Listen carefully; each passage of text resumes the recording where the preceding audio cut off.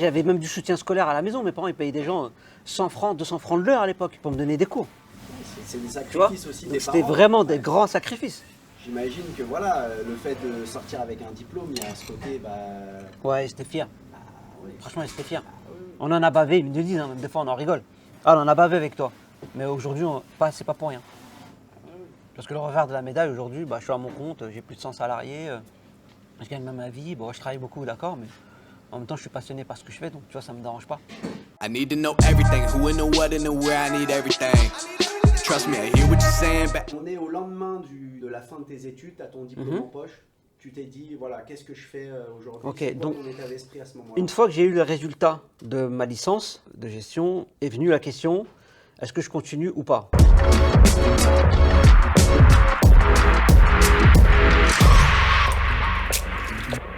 Comme vous avez pu le comprendre, j'avais déjà redoublé pas mal de fois, donc j'avais déjà un âge assez avancé par rapport aux études. Je me suis dit, là c'est bon, j'ai assez de bagages pour rentrer vraiment dans le monde du travail. Et donc je me rappelle, j'avais eu le résultat au mois de juin. Pour moi déjà, la question, elle était claire, nette et précise, du moins la réponse, c'est...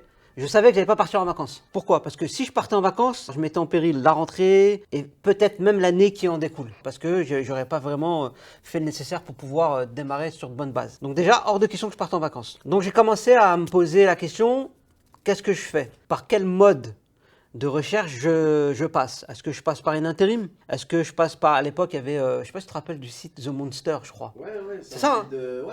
Où tu de... déposais des CV, des profils et eux sélectionnaient et tout. Ou alors est-ce que j'allais faire du porte-à-porte et mettre des lettres de motivation et des CV? Et en fait, j'ai utilisé tous les canaux possibles, sauf celui de l'intérim. D'accord? J'expliquerai après pourquoi. J'ai commencé à taper sur mon ordinateur plein de lettres de motivation et remettre à jour mon CV. Et j'allais, moi j'habite Palaiseau, j'ai commencé à prospecter dans Palaiseau, ensuite dans la zone industrielle de Massy, Courtabœuf et toutes les villes qui sont autour de moi, Longjumeau, chez du Mazarin. Et en fait, je faisais du porte-à-porte. Je mettais à l'accueil et je vois qu'au bout de 15 jours, 3 semaines, pas de résultat. J'appelle les gens parce que j'étais organisé, hein. À chaque fois que je déposais un CV, je demandais le numéro de l'accueil, le contact à qui j'avais déposé. Comme ça, quand j'appelais, c'est comme si on avait une relation personnalisée. Bonjour, c'est Monsieur Nadri, je suis venu vous déposer il y a quelques jours mon CV et tout, nanana. Donc tu vois, ça se passait bien au téléphone. Mais j'avais que des retours négatifs. Déjà, on m'a jamais appelé pour me dire votre profil n'a pas été sélectionné. C'est toujours moi qui ai été à la recherche de l'information et c'était toujours des réponses négatives. Donc tu vois, à un moment donné, j'ai mon père qui me dit, alors en 3 semaines, t'as eu quoi? J'ai dit rien. Donc mon père, c'est pas non plus un grand savant quoi que ce soit, mais il avait une certaine jugeote, tu vois. Et il me disait, mais déjà, il y a un truc qui va pas dans ton modèle de recherche, c'est que t'as fait ça de façon générique, avec ces mots, mais comment je la retranscris, c'est de façon générique. Il me dit, essaie de personnaliser un peu tes recherches, dans le sens où, quand tu écris une lettre de motivation, tu l'écris manuscrite, pas à l'ordinateur. Déjà, ça fait plus pro. D'accord? Ton CV à l'ordinateur, mais pas la lettre de motivation. Donc, je me suis retrouvé pendant 2-3 jours à écrire des lettres de motivation. Dans mon bureau, chez moi. À un moment donné, tu écris bien. À un moment donné, je me forçais à essayer d'écrire bien, parce qu'à force d'écrire, on écrit mal. Donc déjà, c'était psychologiquement que c'était dur. Physiquement, c'était dur. Mais je me dis, vas-y, il fallait que je passe par là. Donc, j'ai retenté sur d'autres sociétés, même 2 fois, j'ai même déposé 2 fois mon CV, ma lettre de motivation, parce qu'il y avait des boîtes où quand j'y allais, j'aimais l'atmosphère. Je me voyais travailler dedans, tu vois. Je voulais travailler dans des grosses boîtes, dans des structures un peu jeunes, etc. Ça n'a rien donné non plus. Au bout de quelques temps, je me rends compte que il n'y a rien. Et donc mon père me dit, mais à un moment donné, faut que tu commences à travailler, peu importe le travail que tu fais. Essaye de rentrer par une petite porte, peu importe laquelle. Rentre par une petite porte, après peut-être que tu vas entendre que dans la partie administrative, il cherche quelqu'un ou quoi. Vas-y. Il me dit, si tu veux, j'ai mon ami, il travaille dans une société à Vissou, qui recherche des manutentionnaires pour la nuit. C'était soit fruits et légumes, soit poissons. Je lui dis, d'accord, ok. Donc je me suis mis à travailler pendant 2 mois, même 3 mois même. 3 mois, là-dedans, où je faisais manutentionnaire la nuit. Je commençais à 20h et je finissais à 6h du matin. Donc des fois, j'étais affrété aux sections fruits et légumes. Donc le but, c'est quoi? Je prenais des palettes, souvent les commandes, je remplissais les palettes de fruits et légumes, on les filmait et on les mettait à quai pour que le lendemain à 6h du matin, les premiers camions arrivent et ils chargent. Je faisais ça pendant 3 mois. Ou des fois, j'étais côté poissonnerie, donc je suis rentré chez moi, des fois, je sentais poisson à mort. Mais c'était une très bonne expérience. Oui, t'as pas fait... là, t'as mis ton ego de côté. Ouais, oui. Non, mais oui, mais bien évidemment, je peux pas rester chez moi à chercher du travail et que ça marche pas. et que je me retrouve fin septembre, pas d'argent. À un moment donné, c'est pas possible. Donc j'ai dit, bon, j'ai écouté mon père, j'ai fait ce qu'il m'a dit. Je travaillais pendant 3 mois et franchement, je gagnais bien ma vie. Je gagnais plus de 2000 euros. Parce que je travaillais la nuit, des fois je faisais des heures sup. Donc déjà, ça m'a permis de mettre un peu d'argent de côté parce que je suis pas parti en vacances. Et à un moment donné, je parlais avec un ami à moi qui s'appelle Mbar, un ami de longue date que je connais, qui habitait à Cachan à l'époque, qui lui me dit, bah, écoute Ossine, je vois que tu galères à mort dans ce que tu fais. Viens, moi je suis commercial dans le monde de la fenêtre. Chez Huis Clos, donc dans une agence à Saint-Maur-des-Fossés dans le 94, viens, j'ai le directeur d'agence qui veut recruter. Et moi, j'ai toujours dit, Lonis, je ferai tous les métiers du monde, mais pas commercial. Parce que j'ai tout fait. Hein. J'ai déjà été livreur de pizza, j'ai travaillé à Pizza Hut, je faisais des pizzas, je faisais la plonge. Après l'école, parce que tout à l'heure, je ne l'ai pas dit, mais après l'école, quand je faisais un bac pro, ben, j'allais 2 fois par semaine, voire 3 fois par semaine dans des résidences à Massy, nettoyer les cages d'escalier et les escaliers. Moi, je faisais le ménage, je sortais les poubelles. Il y a des gens qui font ça, qui font le ménage, qui sortent les poubelles. Mais moi, je l'ai fait pendant 2 ans et demi, parce que mon père, quand il était paysagiste pour Foncia, et ben Foncia aussi faisait de la gestion locative dans certaines résidences privées, et il cherchait des gens pour nettoyer. Et moi, je le faisais. Ça me faisait un peu d'argent pour mes études, tu vois. Donc, je gagnais de l'argent. Et donc, j'ai tout fait. J'ai fait tous les métiers du monde. Et je voulais pas faire commercial. Pourquoi? Parce que moi, là-bas, je suis quelqu'un de réservé, je suis quelqu'un de timide. Je suis à ma place, j'aime pas parler aux gens. Tu vois, en fait, je suis timide. Non pas que j'aime pas les gens, c'est que je suis comme ça et ça fait partie de ma nature. Et donc, Mbar, il me dit, mais t'as rien à perdre. Au mieux, au pire, il me dit, tu rajouteras une ligne à ton CV. Je dis, vas-y, ok, vas-y, je vais le faire. Je vais au rendez-vous. Le rendez-vous se passe plutôt bien et tout. Et je dis bien à la personne, hein, j'y connais rien. Il me dit, ça tombe bien, nous, on a un centre d'information dans le 95. Tu vas y aller pendant une semaine, on va tout apprendre. On va t'apprendre la méthode de vente, comment on pose une fenêtre, tu vas vraiment tout comprendre. Comment est constituée une fenêtre, ouvrant, dormant, double vitrage, gaz argon, tu vas tout comprendre. Je dis, vas-y, ok. Et donc, c'est un nouveau domaine que je venais d'y entrer, je voulais connaître, donc j'étais intéressé, tu vois, j'étais curieux. Et je commençais à aimer ce qu'on voulait me transmettre comme savoir-faire. Je commençais à aimer la façon dont les gens travaillaient. Et j'ai commencé à rentrer dans le moule et faire les choses comme on me demandait de le faire. Et donc, comment ça se passait à l'époque de Huis Clos, c'est que le matin, il y avait un débrief de 9h à 10h. On travaillait du lundi au samedi. Ensuite, de 10h à midi 13h, on faisait du porte-à-porte. Ah ouais, à la dure, quoi. À la dure, attends, à la dure. Ensuite, tu allais manger et de 14h à 18h, normalement, tu devais effectuer les rendez-vous que tu avais réussi à placer la veille où il y a 48 heures. Et de 18h à 21h, tu faisais du phoning. Ouais. C'était un travail acharné. Moi qui venais rentrer dans ce monde-là, vu que j'avais aucune expérience professionnelle, pour moi c'était normal de travailler aussi fort et aussi longtemps. Donc j'ai appris. J'étais une disquette vierge et j'ai emmagasiné pendant des semaines et des semaines et des mois. Au fil du temps, je me suis découvert une âme de commercial. Pourquoi? Parce que j'ai toujours été quelqu'un de sérieux, j'ai toujours été quelqu'un qui n'a qu'une parole. Et donc du coup, quand je vendais des travaux, en fait, les clients, ils m'appréciaient parce que je faisais toujours en sorte que ça se passe bien. Parce qu'en fait, chez Huis Clos, à l'époque, on vendait des travaux, mais on n'assistait pas aux travaux. Et moi, en fait, j'assistais aux travaux. Je disais non, moi j'ai vendu quelque chose, je vais voir comment ça se passe. Si je te conseille une fenêtre comme ça, je vais m'assurer que quand elle se pose, elle soit bien effectuée comme je te l'ai dit. Parce que je me suis engagé avec la personne, c'est ma parole. Et en aucun moment, je mettrai ma parole en doute pour une fenêtre. Et mon patron, à l'époque, il ne comprenait pas, il me dit, écoute, c'est ton temps libre, tu te débrouilles. Moi, tant que tu fais ton chiffre d'affaires, si tu veux passer encore plus de temps sur le terrain parce que tu veux contrôler tes chantiers, vas-y. Et moi, je le faisais, tu vois. Donc, non seulement ça m'a apporté une meilleure proximité avec mes clients, en plus de ça, aussi avec les poseurs, parce qu'à l'époque, les poseurs connaissaient vite fait les commerciaux, mais sans vraiment les connaître, ils ne se voyaient jamais. Sauf que moi, je connaissais tous les poseurs à un moment donné. Et donc, du coup, je m'intéressais à voir comment ils posaient. Donc, pour moi, c'est des arguments techniques. Des fois, quand tu arrives en clientèle, tu ne plais pas physiquement, tu t'imposes avec ta technique. Et moi, c'est ce que je faisais. J'ai un profil assez atypique. Quand on venait arriver, on me disait, mais non, lui, on garde 5 minutes, on le dégage. J'ai resté pas 5 minutes, j'ai resté 3 heures. Et je repartais avec un bon de commande. Pourquoi? Parce qu'à un moment donné, quand on me posait des questions, je répondais à la question, mais j'allais encore plus loin dans ma démarche. Parce que je montrais que j'étais compétent. Il fallait que je montre aux gens que j'étais compétent. Comment j'ai été compétent? C'est grâce aux visites de chantier que je faisais, tu vois. Et donc là, ça se passait super bien. On m'a muté à l'agence de Longjumeau parce que Saint-Maur, ça faisait un peu loin. J'ai boosté l'agence de Longjumeau et tout, ça se passait super bien. Et en parallèle, j'avais mon ami de l'époque, Cédric Tobal, donc, qui venait me voir, qui me disait, mais Ossine, moi je suis commercial et tout. Ce qu'il faut savoir, c'est que quand je travaillais à Huis Clos, je gagnais entre 2000 et 2005. Quand je faisais des pointes, c'était 2005. Mais t'as vu l'amplitude horaire que je faisais. Et j'avais 15 jours de repos, c'était le dimanche, et j'avais ma propre voiture. À l'époque, c'était un Clio 3, Clio 2, j'avais ma propre voiture. Je mettais mon essence à moi et tout, tu vois, donc c'était dur. Pas rentable, en tout cas. En termes financiers, c'était pas rentable. Par contre, en termes d'apprentissage, tout ce qui est autour de la sphère, pas entrepreneuriale, mais plutôt salarié, commercial, etc., j'ai appris énormément à l'école de Huis Clos. Donc franchement, c'était une très bonne école. J'ai Tiffen qui me tourne autour depuis tout à l'heure, je sais pas pourquoi. Tu veux quoi? Je vais te montrer un truc. William. Il subit. Ouais, exactement. Monsieur le responsable, Merci madame. Mais je te vois tourner depuis ce matin. tu te souviens de ce dont on avait parlé sur les papiers de fin de chantier, le QR code, tout ça? Sur la facture et tout. Tout à fait. Ouais. On l'a mis en place, on est en train d'essayer en tout cas. Je te montre le BAT. Tu me dis ce que t'en penses. Premier QR code, Ça, c'est c'est un celui... prospectus, ça. C'est un document A5, ça rentre facilement dans une petite lettre A5, ça change des formats habituels, moi j'aime bien. Ok. C'est pratique, tu peux le coller sur ton frigo, il est pas trop gros. Ça rentre à côté des dessins des enfants. Je parraine un proche, donc partagez votre expérience. Donc ça, c'est le QR code pour Ouais, les avis. celui qu'on avait déjà fait, tu tu te souviens? Et ensuite, vous avez convaincu un proche, envoyé les coordonnées de votre filleule et tout. Nan, nan. Voilà, on a rappelé ce qu'on Je pouvait vais essayer gagner. tout de suite. Ah, ouvrir CTBG Followers. T'es sûr que c'est le bon? Ouais. Ah, je parraine un proche. Donc là, en remplissant ce formulaire, Ouais, le parrain, il peut bénéficier d'un chèque. c'est ça. T'as 3 montants, 50, 100, 200, en Suivant les fonction de travaux. ce que t'as fait chez nous.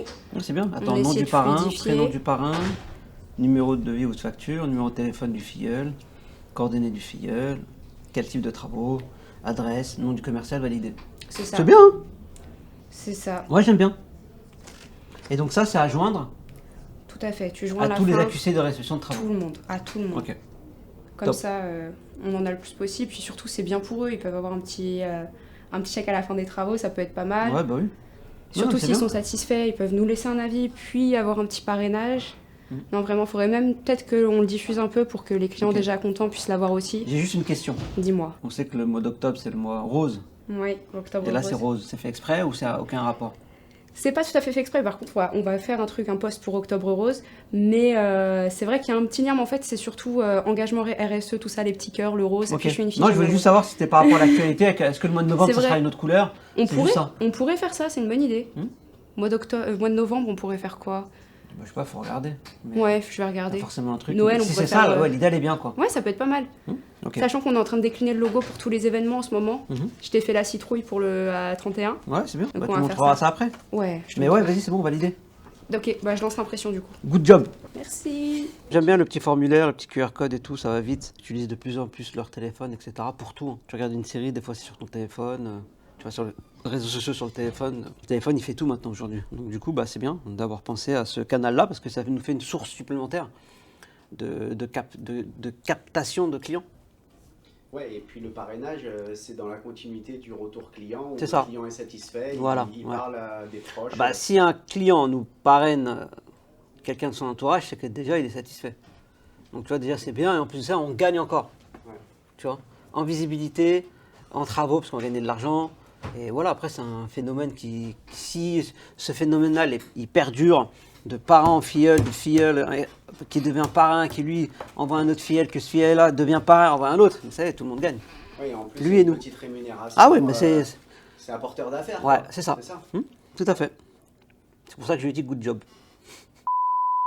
Et donc j'ai mon pote Théo qui me dit, bah, aussi, écoute, j'ai mon patron qui cherche des commerciaux sérieux.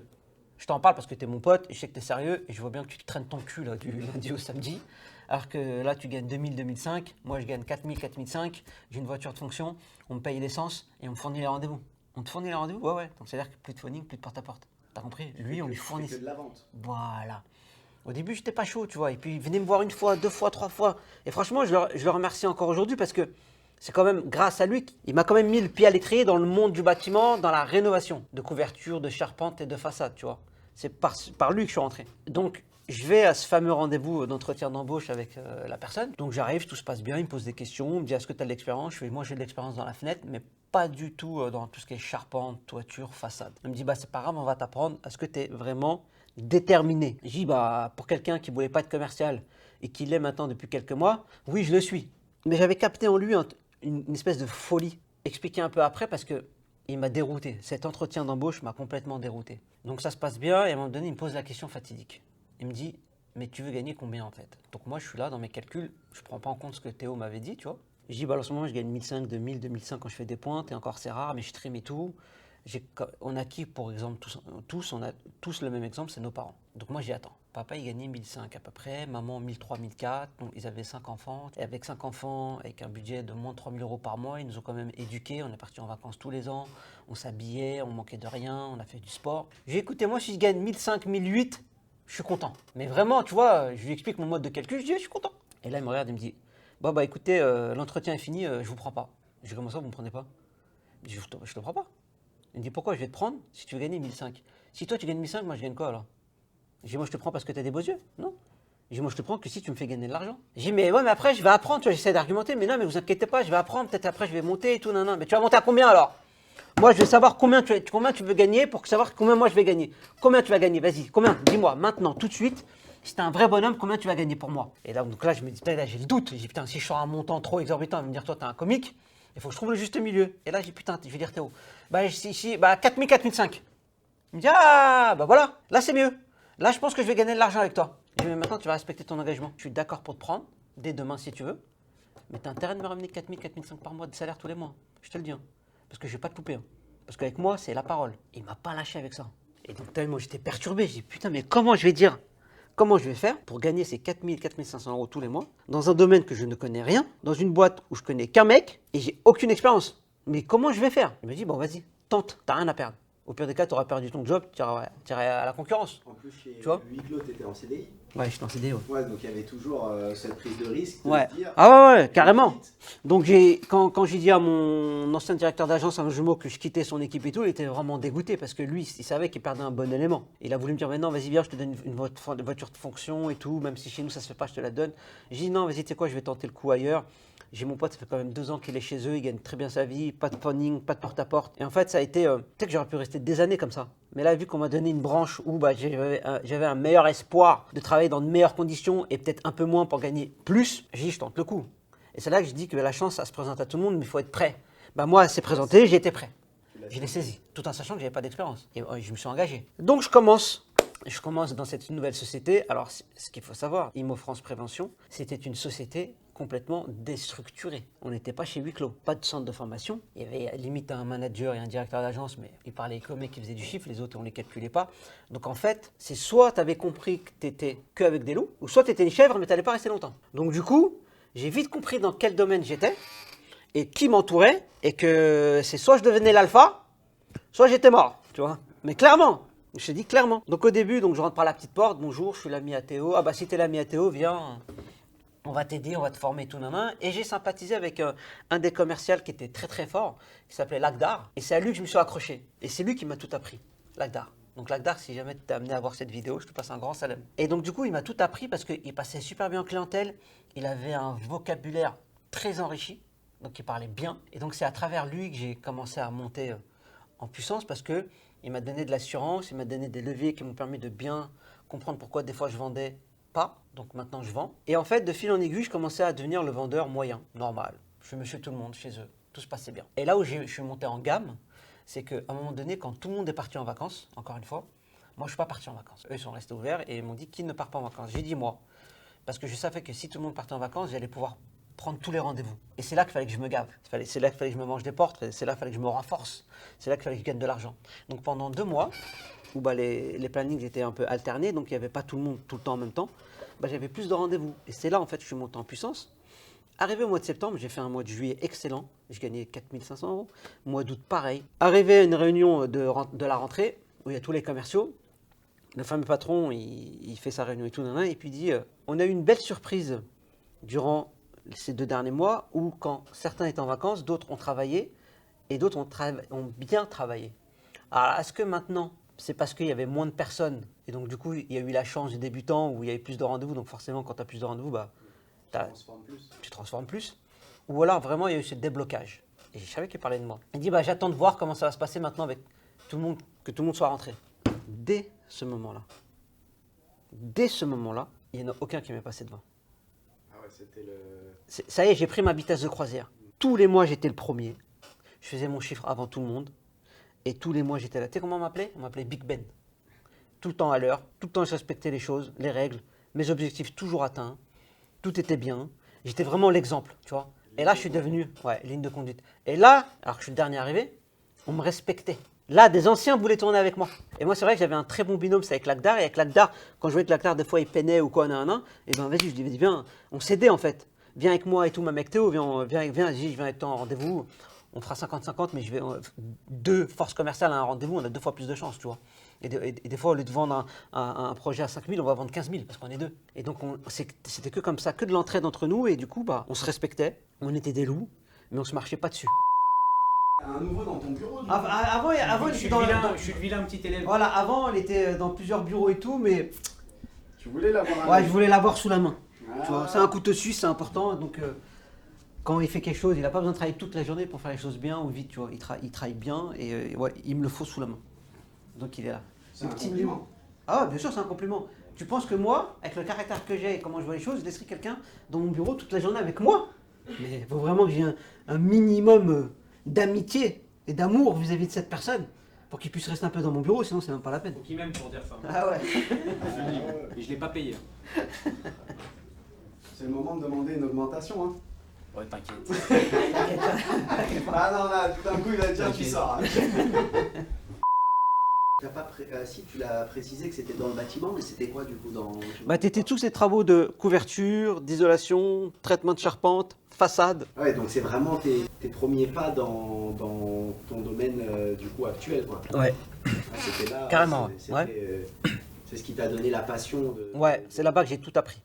En tout cas, par rapport à ce domaine-là. Et à un moment donné, ils étaient en pleine expansion, ils ont créé des agences. Et forcément, quand tu crées une agence, tu déshabilles Paul pour habiller Jacques. Et donc, il y a des postes qui sont vacants. Il y a un poste qui est vacant à l'instant T, directeur d'agence. Donc, ils font une réunion, ils expliquent que voilà, donc là, ils ouvrent l'agence du 95 et que bon, on va envoyer le directeur actuel, va passer gérant avec nous dans notre agence. Donc, c'est ce que vous êtes, c'est ce qui vous sera proposé si jamais vous êtes sélectionné et que vous, encore une fois, vous prouvez que vous êtes la personne de la situation. Là, aujourd'hui, on a besoin d'un nouveau directeur pour l'agence du Val-de-Marne. On était 8 commerciaux. C'est moi qui ai été sélectionné, alors que je suis le dernier à être arrivé. Et, tu vois, et ce qui est beau dans tout ça, c'est qu'il n'y en a aucun qui a dit non, on ne veut pas d'Hocine. Parce que psychologiquement, je les avais mangés. Et en plus de ça, ils me respectaient par mon travail. J'étais tout le temps là le matin, à l'heure, je restais tard, je signais, j'aidais mes collègues. J'avais cette politique d'entraide déjà, tu vois. Ou quand il y en a qui est en galère, on lui donne du chiffre. Des fois, je donnais même des bons de commande. T'es en galère, vas-y, tiens un bon de commande de 4000, comme ça, on monte à ton chiffre, t'as ta prime, et on s'arrangera le mois prochain, tu vois. J'avais cette entraide-là. Et quand j'ai été désigné, bah, non, aucun qui a dit non, pas aussi. Au contraire, ouais, c'est l'homme qu'il nous faut. C'est lui qu'on veut parce qu'on le respecte. Donc, par le respect, on va faire les choses correctement. Et donc, après, moi, arrivé à ce poste-là, je me suis posé la question, comment je vais faire? J'ai pas fait d'école de management, j'ai pas fait d'école de commerce. Comment je vais faire pour manager des gens? Et tu vois, je me suis dit, bah, reste naturel en fait. Si déjà à ta nomination, personne n'a voulu te mettre de bâton dans les roues, bah reste comme tu étais commercial, avec une vision plus directive, parce que tu as un poste de directeur, mais reste naturel. Et en fait, c'est en restant naturel que le respect s'est imposé avec tout le monde, les télépros de l'époque, les ouvriers de l'époque. Et même pour te raconter une anecdote, tellement je voulais faire bien les choses, parce qu'à l'époque, dans cette société-là, comme je te l'ai dit, elle a été complètement déstructurée. On n'avait pas vraiment de vrais outils de travail, pas d'échafaudage. On travaillait avec des échelles attaquées. Donc, échelle attaquée, c'est quoi? C'est une échelle là, on mettait un bout de bois au milieu. T'as compris? Donc, il n'y avait pas d'échafaudage, rien. Et donc, à un moment donné, moi, j'ai dit aux gars, donc, dorénavant, déjà, on va changer vos camions et en plus, on va acheter de l'échafaudage parce que je veux que vous échafaudiez vos chantiers, je veux que ça se passe bien, je veux qu'on respecte les délais, mais aussi qu'on respecte aussi l'homme qui travaille. Donc, un peu de sécurité, c'est pas mal. Et quand j'ai voulu instaurer tout ça, donc le changement, un changement radical, mes ouvriers ont voulu faire grève. Pourquoi? Parce qu'à l'époque, ils commençaient à 8h, ils finissaient à 16h, même des fois ils finissaient avant, et vas-y, c'était du fast-food, on fait vite, on se casse vite. Mais moi, je ne fonctionnais pas comme ça.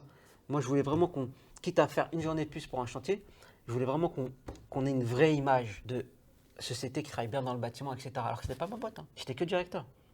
Mais j'avais déjà cette implication, à fond, où je pensais comme si c'était ma boîte. Je ne comptais pas mes heures, je faisais rien. Et donc, j'ai voulu faire grève, et donc j'ai fait une réunion d'information un matin quand je suis arrivé. Je leur ai expliqué, je lui ai dit, de toute façon, vous n'aurez pas le choix. Celui qui n'est pas content, il démissionne.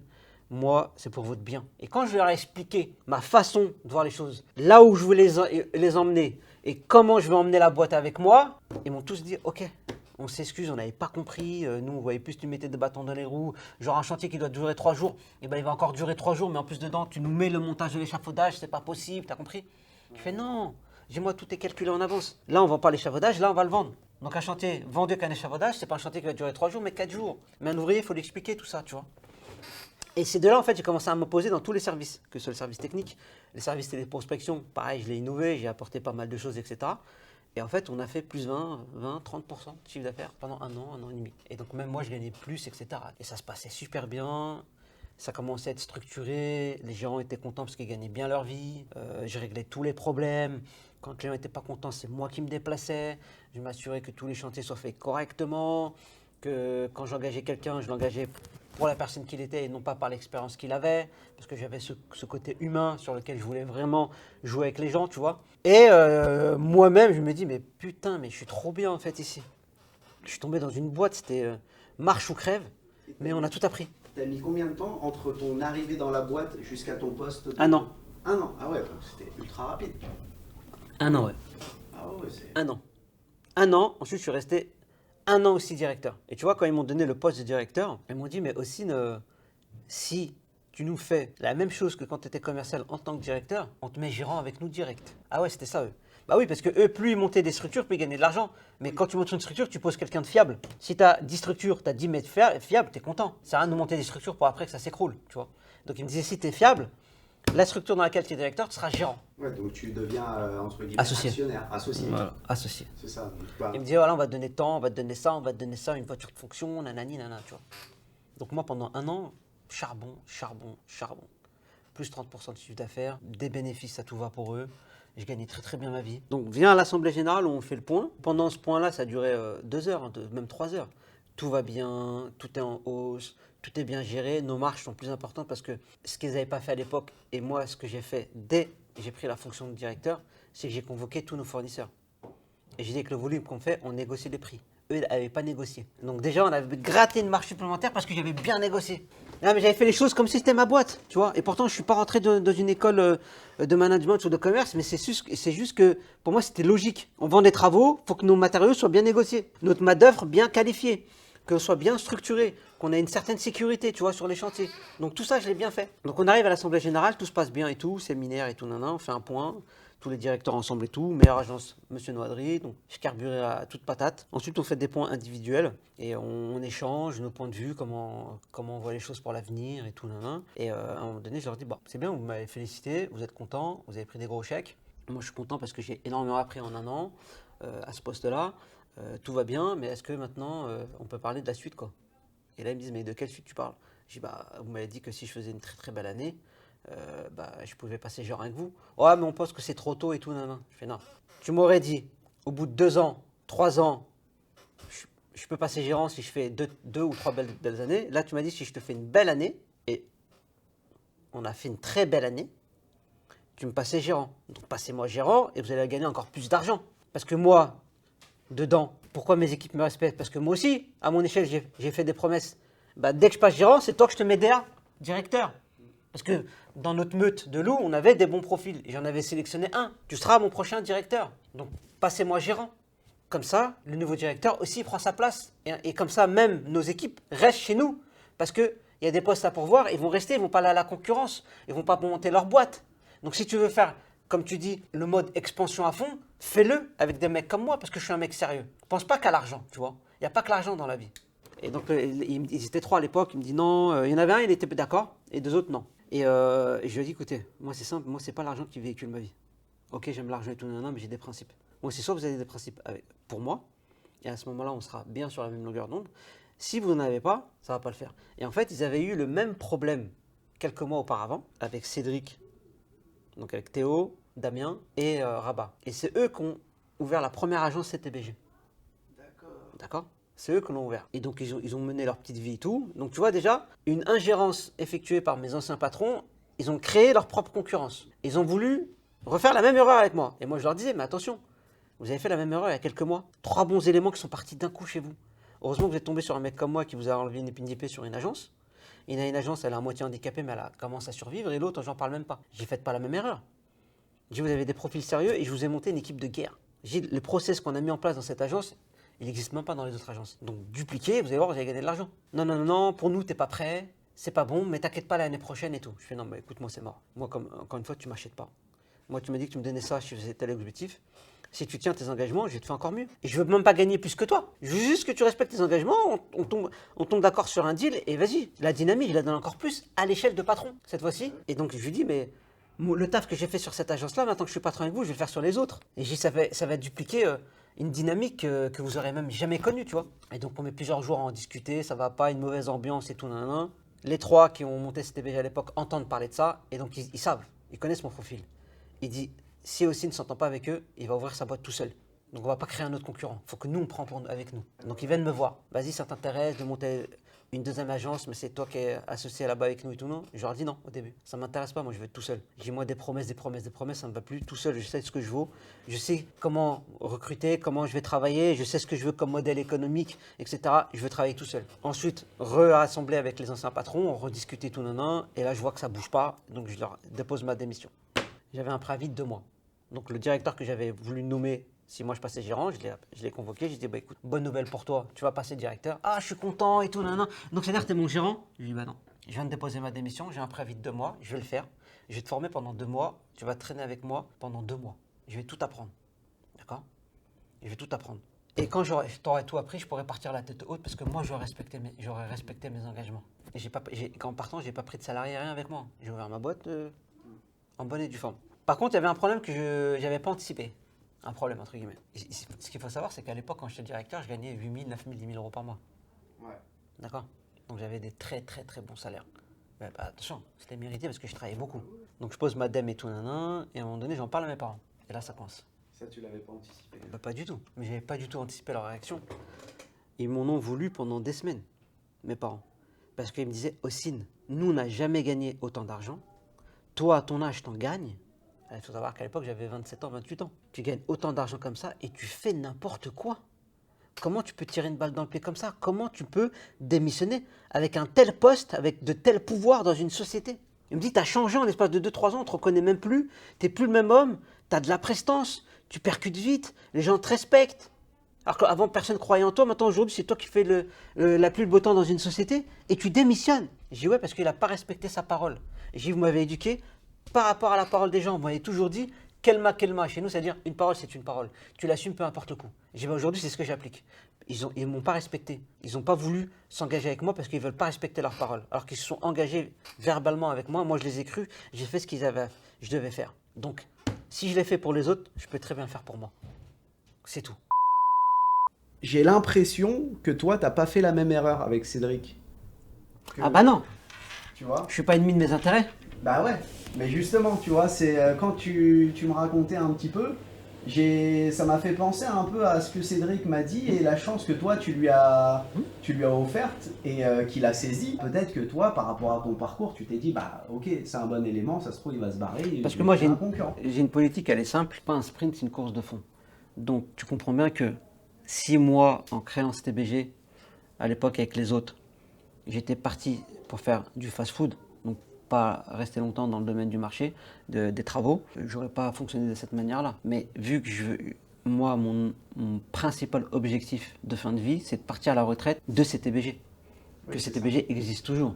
Et donc si tu veux fonctionner comme ça, il faut que tu vois sur du long terme. Et le long terme, il faut être endurant. Et donc il faut placer des bonnes personnes à la bonne place. Je suis comme un entraîneur de foot, tu vois. J'ai une équipe sous la main, c'est à moi de prendre les bons joueurs pour gagner les matchs. Mais les matchs ne sont pas tous les mêmes. Donc des fois, tu fais des compositions, tu les rechanges parce que le modèle économique du marché actuel, c'est pas le même qui va être demain. Donc j'ai des directeurs qui sont en place pour certaines activités que je remodule quand il y a des nouvelles activités. Ou que j'enlève ou que je mets ailleurs pour une autre fonction. Bah, c'est pareil. Moi, mon rôle, c'est ça. Je suis l'entraîneur. Et je gère mes matchs suivant l'adversaire que j'ai en face de moi. L'adversaire, c'est quoi? Bah, c'est le monde actuel, la société comment elle évolue, les marchés comment ils évoluent, les matériaux comment ils évoluent. C'est une symbiose de tout ça. Du coup, la boîte qui t'a embauché au début, elle est toujours vivante? Non. Ah. Mais je suis toujours en contact avec mes anciens patrons. D'accord. Et qui vous sont avez gardé. admiratifs de l'évolution que j'ai pu donner. Et ils regrettent aujourd'hui Après... On n'en a jamais reparlé. Ouais. Parce qu'ils m'ont déjà invité plein de fois chez eux, on a mangé ensemble et tout, non. Parce qu'encore une fois, quand je pars de quelque part, je pars toujours sainement. Parce qu'on ne sait pas comment demain est fait, et que si je me retrouve à la rue, bah, si je pars bien avec des gens, ils vont m'aider, tu vois. Moi, ça a toujours été ma mentalité. On n'en a jamais reparlé réellement, sans prétention, je pense que oui. Mais après, voilà, après c'était, comme on dit chez nous, c'est mektoub, c'est écrit d'avance. C'est ça. Donc après, nous, on fait les choses au mieux. Et après, maintenant, j'ai eu une éducation qui a fait que ça m'a aidé aussi à prendre les bonnes décisions. Je suis bien entouré. Mes parents, ils ont joué un vrai rôle là-dessus. Donc du coup, c'est un tout. Tu vois, en fait, il n'y a pas de recette miracle. Ça n'existe pas. Je ne peux pas te dire ça, plus ça, plus ça, plus ça, plus ça, tu vas avoir ça. C'est pas vrai parce que déjà, nous-mêmes, on n'est pas constitués de la même manière. J'ai des frères, on est 4 frères, on a 4 façons de penser différentes. Pourtant, on a les mêmes parents. Alors imagine à l'échelle mondiale ou à l'échelle de la France, si tu veux entreprendre et tu penses qu'on peut te donner une recette miracle. Non, c'est à toi de prendre tous les éléments un peu partout chez tout le monde et de faire ta sauce. Ouais, c'est ça. C'est tout. Et moi, c'est ce que j'ai fait. Tu vois, mes lignes de conduite qui sont... Mais la ligne de conduite, le travail, la persévérance, le sacrifice, la passion, ça a matché avec moi. Mais ça ne veut pas dire que ça va matcher avec toi. Je peux te donner ces règles-là, mais même si tu les suis, peut-être que ça ne marchera pas. Ouais. Moi, ça a marché pour moi. Et c'est pour ça qu'en fait, qu'à travers mes vlogs, je le dis bien, c'est que je donne pas une recette miracle. C'est que je vous montre ce que moi j'ai mis en place et ce qui a fonctionné pour moi. Encore une fois, pour moi. Inspirez-vous, changez des choses si vous le souhaitez, mais faites des choses. Il faut s'adapter à Voilà, sa c'est personne. tout. À sa personne, à la société dans laquelle on évolue, à tout quoi. Aujourd'hui, il y a les réseaux sociaux. Mais on retrouve, tu vois, quand on va voir des amis à toi qui ont entrepris, on retrouve souvent quand même certains principes comme le sacrifice, la ligne de conduite, ça c'est des mots qu'on entend tout le temps, en vrai. Ouais. Ça c'est vraiment, c'est la base. Ouais, Et c'est quand la- on reste ouais. sérieux, ça finit par payer, comme tu dis, il faut attendre le moment, Le- son moment. Quand le train il passe, monte dans le train. C'est ça. C'est tout. Le train il est passé, monte dedans. S'il passe et t'es là, avec tes yeux, tu le regardes passer parce que tu penses ne pas être prêt, arrête tout de suite ce que tu fais, va en mode salarié et contente-toi de ce qu'on te propose parce que c'est toi qui auras voulu ça. Tu vois, on ne peut pas demander à décrocher la lune si on ne se donne pas les moyens d'y aller. Et dernière question, Madame Bourgeois, tu l'as revue ou pas? Non. J'ai pas vu Madame Bourgeois, mais j'ai revu Madame Bartoli. Si tu te rappelles, Oui. dans la première partie, la CPE, qui conseillait mes parents d'aller faire de la peinture ou de la plomberie. Bah, dans la suite, je vais en parler. Ok, bah parfait. Pour te dire, mes parents, ils appelaient mes anciens patrons. Ne le laissez pas partir. Parlez-lui, faites quelque chose. C'est pas normal. Peut-être qu'il est fou. Je sais pas. On comprend pas. Mes patrons qui m'appelaient, non mais aussi, ou qui me convoquaient, non mais aussi, vas-y, allez, vas-y, allez, vas-y, t'es quoi, je te donne mon 4x4. À l'époque, il avait un ML. Je te donne mon 4x4 et tout, prends-le. Reste avec nous. Non, je vous ai pas compris encore. J'ai qu'une question de parole. Je suis quelqu'un, je m'engage avec vous à la parole. Je dis, tu m'achèteras pas. À partir du moment où tu m'achètes, c'est que tu peux me corrompre. Et moi, c'est pas la peine. Tu vois. Moi, j'ai mes principes. C'est comme ça. Tu respectes tes engagements, je suis avec toi. Tu veux pas les respecter? Salut. Moi, j'ai respecté les miens. J'ai posé ma dème. J'ai 2 mois de préavis, je l'ai fait. Je l'ai fait et tout. Je forme le mec et tout. Nan. Et après, je vais pour ouvrir ma boîte et tout, etc. Et là, pareil, je rencontre encore une autre sauce. Théo, Damien et Rabat, ils viennent me voir. Non, vas-y, tu peux pas monter ta boîte tout seul, c'est dur, viens, on monte ensemble et tout. J'ai dit, mais vas-y, à 4. Vous êtes 3 plus moi, ça fait 4. J'ai dit, mais on aura 2 agences, après 3, 4, on va aller vite avec toi. Fais-nous confiance et tout, regarde, on a gagné temps, regarde comment on s'est structuré, regarde, on a fait comme toi, on va faire comme ça. Tiens, ça, toi, tu le fais pas, regarde, est-ce que c'est bien? Ah ouais, c'est vrai que vous avez des bonnes idées aussi. Et de fil en aiguille, au lieu de monter ma propre boîte tout seul, je me suis associé avec eux sur une agence, celle que je créais, mais pas sur la leur. D'accord? Pas sur la leur, au départ. Bah en fait, quand tu as démissionné, tu avais déjà l'idée de te dire je vais monter ma boîte. Je vais monter C'est ma le boîte. moment. Ouais, c'est le moment. Ah bah tu fasses quoi? Je vais pas me pointer au chômage. Ah oui. J'étais commercial. Chez Vente des Fenêtres, chez Vente des Travaux, j'étais manager, j'étais directeur. À un moment donné, la clé de la réussite, c'est moi qui l'avais, c'est juste fallait que je porte mes couilles, vulgairement. C'est soit je les portais avec les petites frictions que j'ai eu avec mes parents, parce que j'avais le courage de prendre mon courage à deux mains et de me dire je vais faire les choses. Voilà, parce qu'après j'étais en pleine période de doute. Je me retrouvais avec des salaires Ouais, tu étais dans une zone de confort à ce moment-là. carrément. Pris le risque de sortir de cette Ouais. zone. Ouais. C'est c'est une prise de risque qui pouvait bien évidemment. Ouais. ne pas Mais payer. j'ai réussi à la prendre, cette prise de risque, grâce à une personne, qui est mon père. Grâce à lui. Il m'a dit un truc et ça m'a... Il a fait un truc pour moi et ça m'a complètement aidé, ça a changé ma vision des choses et ça m'a permis de faire mon projet.